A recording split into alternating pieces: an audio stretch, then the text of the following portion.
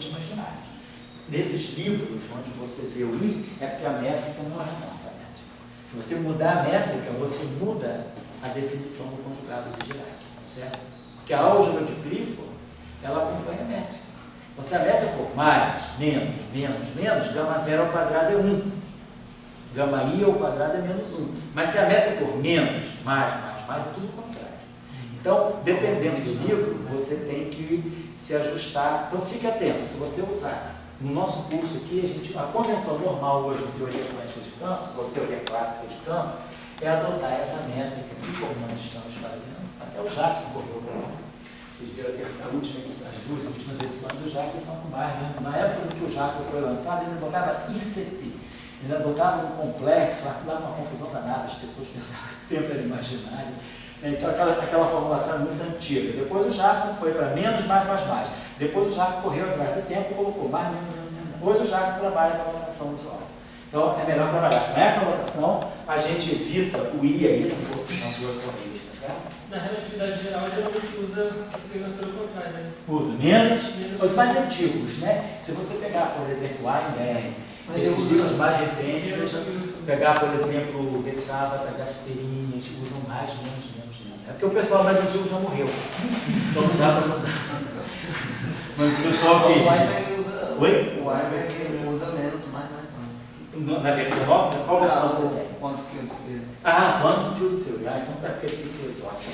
Ninguém usa. Sempre vai ser diferente. Isso é diferente, ninguém usa. Então, um livro de teoria quântica de campo, nem teoria clássica de campo, nem relatividade mais recente, que usa menos, mais. Não, e ele é mais campista do que gravitacional, né? O Weinberg. Ele é totalmente campista. Gravitacional geralmente usa menos, mais. Ele usou gravitacional. Segundo ele, gravitação, ele aprendeu aos fins de semana. Os livros do Weinberg são muito bons por isso, porque todo livro dele é fruto de uma experiência em cursos que ele deu. Ele nunca escreve um livro por escrever o livro. Ele, geralmente, na época, né, década de 70, final da década de 60, início da década de 70, ele estava querendo aprender melhor relatividade geral. Então ele deu um curso de relatividade geral e cosmologia por alguns anos e escreveu aquele belo livro dele, né, que é Relatividade Geral e Cosmologia. E esse livro de teoria quântica de campos dele também é fruto de uma experiência de mais de 30 anos dando esse curso. Ele, no início, final da década de 90, ele condensou esses livros aí, né? Mas aí eu nem olha, para dizer a verdade, eu não gosto daquele livro, eu não uso ele. Eu prefiro outros livros muito mais dinâmicos. Para mim, o melhor livro de teoria quântica de campos, ou clássica de campos, ou Young News, é o livro de Siegel. Esse livro é muito bom. O Weinberg, eu acho ele muito exibicionista no livro dele.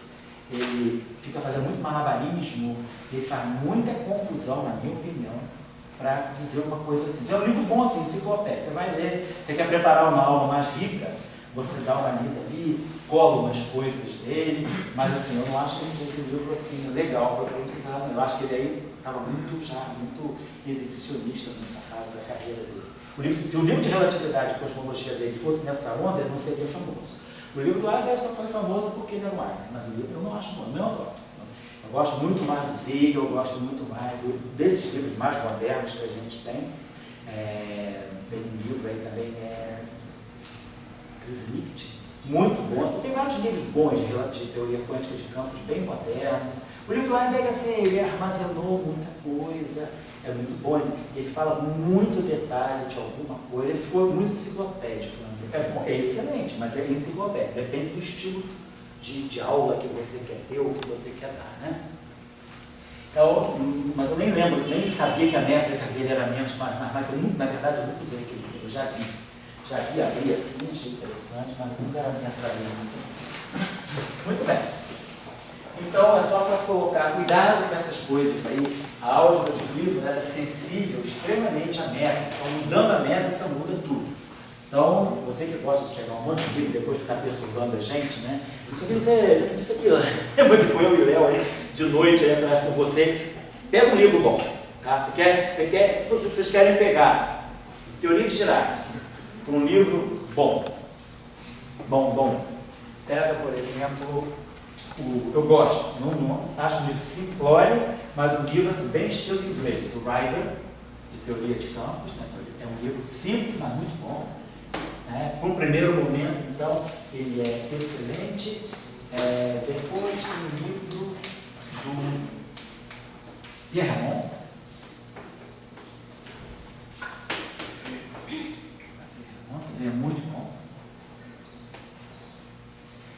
a equação de Dirac feita aqui no livro do Heidegger, na minha opinião, está muito bom. O texto que ele vai para a equação de Dirac e para o campo de Dirac é muito bom. Depois tem, deixa eu ver aqui, tem uns livros aí também. Eu vou trazer daqui a pouco um outro livro muito bom, um autor, ele é americano, mas tem um sobrenome, eu acho que é meio tchecoslovaco, o sobrenome dele.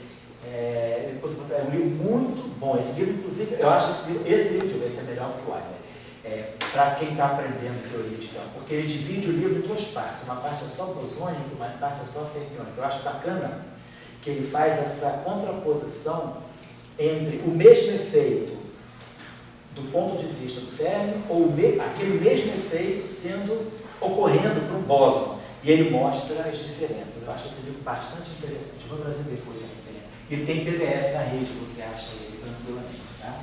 Professor, o próprio Dirac chegou a escrever algum livro de teoria quântica de campo? Eu sei que tem de mecânica quântica. Tem mecânica quântica, o livro de relatividade geral dele, você conhece? Conheço. Fininho, muito bom. Tem um livro de vínculos, não, mas teoria quântica de campos ele nunca chegou a escrever livro, não.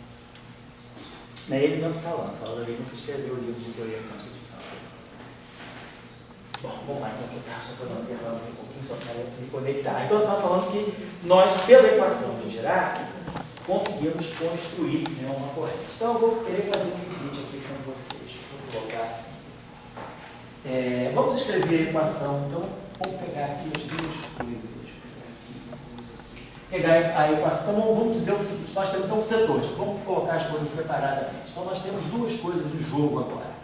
Vou parar aqui. Quando nós pegamos a equação de Marx, quando nós pegamos a representação meio-meio, que nós trabalhamos aqui um pouquinho antes do Léo, então, essa representação meio-meio, nós colocamos aqui o campo que descreve o Marx, o Lamy. A gente colocou aqui o φ sobre C, a gente interpretou, viu que daria para, se a gente impusesse uma equação que descrevesse a propagação de um objeto que tem massa zero e que se propaga de forma transversa, descrevendo apenas o spin, essa equação aqui deu para nós o sistema de equações de Marx no vácuo, sem fontes. Então, isso aqui está e rosa. Então, nós ganhamos aqui, e aí falamos, opa, nós ganhamos um conjunto de equações, nós abrimos essa equação e vimos que, se nós definíssemos as componentes desse quadro vetor desse modo aqui, associando aqui o potencial elétrico e aqui o potencial vetor magnético, nós conseguiríamos reproduzir a partir daqui, exatamente as equações de massa. Essa equação, na verdade, tinha duas formas possíveis, Tanto faz a primeira como essa segunda que eu estou escrevendo, eles são perfeitamente equivalentes. E aí a gente falou, opa, beleza, então, isso significa para nós que a propagação de um objeto com spin 1 transverso de massa zero, ela fatalmente me leva às equações de massa. Então a gente conseguiu montar as equações de massa dessa forma. E vimos que no princípio de Gauge ali, já falamos da fixação de Gauge, já conversamos essas coisas nas aulas anteriores. E temos a equação de Dirac. Agora a pergunta é, se a equação de Dirac descreve as cargas, é uma descrição microscópica para o elétron, e a equação de Maxwell é a descrição, vamos dizer, do fóton, como partícula da onda radiação eletromagnética, o que nós fazemos agora seria, vamos tentar acoplar agora a física do elétron com a física do fóton. Deixa eu dar um instantinho.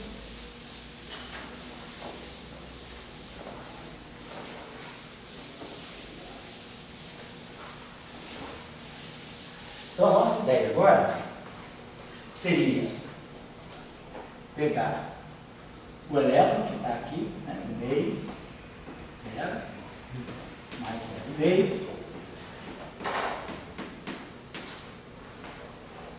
e vamos acoplar com meio. Então, nós vamos começar agora a juntar, vamos construir uma física que pegue essa representação aqui do grupo de Lorentz e me ligue a essa representação aqui do grupo de Lorentz. Levando em conta que aqui eu já sei que eu quero descrever elétrons. Então, o que está em jogo aqui é a corrente eletromagnética. Quadro vetor, corrente eletromagnética que nós estamos definindo. Devido à lei de conservação que ela satisfaz, nós estamos definindo. Então, estamos interpretando isso aqui como equação, a equação da corrente eletromagnética. Então, a nossa ideia é essa aqui. Vou pegar a equação. Então, o que significa agora fazer o acoplamento? Fazer o acoplamento significa dizer que esses objetos agora vão ser a fonte para as equações de massa. As equações de massa têm duas categorias de equações, que é a equação com as fontes, que são essas equações aqui, e as equações homogêneas, da onde saem Faraday-Lenz e Maxwell, e Gauss do magnetismo. Então aqui eu tenho, aqui nós temos o sistema de Maxwell, certo? Aqui, tá? Estou quase no ideal, tá? Que a gente começou. Deixa eu dar 2 minutinhos. Então nós já colocamos, o que nós fizemos aqui? Nós colocamos o setor de Dirac na equação de Maxwell. Se a gente colocar aqui que essa corrente aqui é a corrente eletromagnética, essa corrente aqui é a corrente de Dirac. Então nós já trouxemos a informação de que aquilo que Dirac fez aparece nas equações de Maxwell sob a forma de uma quadricorrente.